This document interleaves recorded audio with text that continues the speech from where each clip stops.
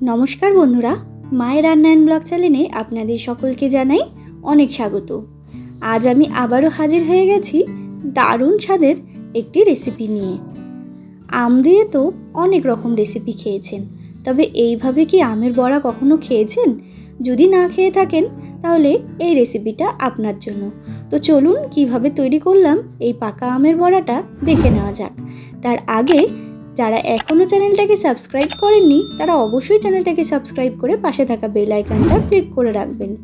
তো এইখানে যা যা লাগবে এই পাকা আমের বড়াটা তৈরি করার জন্য সেগুলো নিয়েছি নারকেল কোড়া, পরিমাণ মতো চিনি, ময়দা, আম, সুজি এবং গুঁড়ো দুধ। তারপরে একটা মিক্সিং জারের মধ্যে আমি আমটাকে দিয়ে ভালো করে একটা পেস্ট তৈরি করে নেব, যাতে কোনো দানা দানা না থাকে। দেখে বুঝতেই পারছেন খুব ভালো করে কিন্তু আমি পেস্ট করে নিয়েছি। এরপরে একটা বড় পাত্রের মধ্যে দিয়ে দিলাম আমি পরিমাণ মতো সুজি, পরিমাণ মতো ময়দা, দিয়ে দিলাম পরিমাণ মতো নারকেল কোড়া, দিয়ে দিলাম পরিমাণ মতো চিনিটা চাইলে আপনারা বাড়িয়ে কমিয়ে নিতে পারেন, আর দিয়ে দিলাম গুঁড়ো দুধ। এরপরে দিয়ে দিচ্ছি আমি পেস্ট করে রাখা আমটা, মানে আমের পাল্পটা। আর এখানে আমি দুটো আম নিয়েছি, আপনারা চাইলে একটা আম কিংবা 3টে আমও নিতে পারেন। যার যেরকম পরিমাণ লাগবে সেই পরিমাণ কিন্তু আপনারা দিয়ে দেবেন। তারপরে ভালো করে কিন্তু আমি এখানে হাত দিয়েই মেখে নিচ্ছি, আর হাত দিয়ে মাখলে কিন্তু এটা ভীষণই ভালো মতো মিশে যায়। আর ঠিক এইরকম টেক্সচারটা তৈরি করতে হবে, খুব বেশি পাতলাও না আবার খুব বেশি গাঢ়ও না। এরপরে সরাসরি গ্যাসে একটা কড়াই বসিয়ে দিয়েছি, তার মধ্যে দিয়ে দিলাম আমি পরিমাণ মতো রিফাইন্ড অয়েলটা গরম হয়ে গেছে।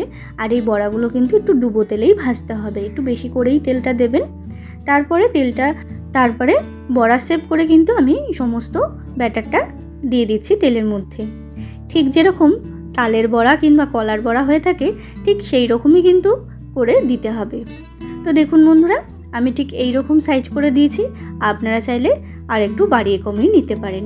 আর এটা যখনই ভাজবেন তখন কিন্তু গ্যাসের ফ্লেমটা একেবারে মিডিয়াম টু লোতে রাখবেন, না হলে কিন্তু এটা উপর দিয়ে ভাজা হয়ে যাবে আর ভেতরে কিন্তু কাঁচাই থেকে যাবে।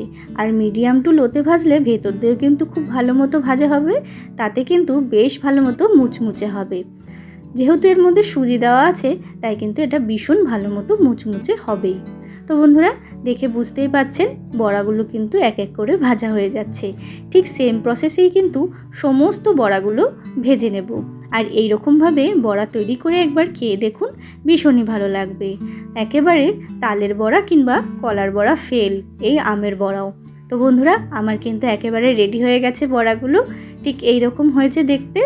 অবশ্যই বাড়িতে এরকম পাকা আম থাকতেই পাকা আমের বড়া বানিয়ে খেয়ে দেখুন, খুবই ভালো লাগবে।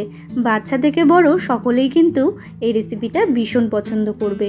তো বন্ধুরা, আমার এই রেসিপিটা কেমন লাগলো অবশ্যই কমেন্ট করে জানাতে ভুলবেন না। ভালো লাগলে অবশ্যই একটা লাইক শেয়ার করবেন। আর যারা এখনও চ্যানেলটাকে সাবস্ক্রাইব করেনি তারা অবশ্যই চ্যানেলটাকে সাবস্ক্রাইব করে আমার পাশে থাকবেন নিত্য নতুন ভিডিও দেখার জন্য। আবারও হাজির হব নতুন কোনো রেসিপির সাথে। ধন্যবাদ।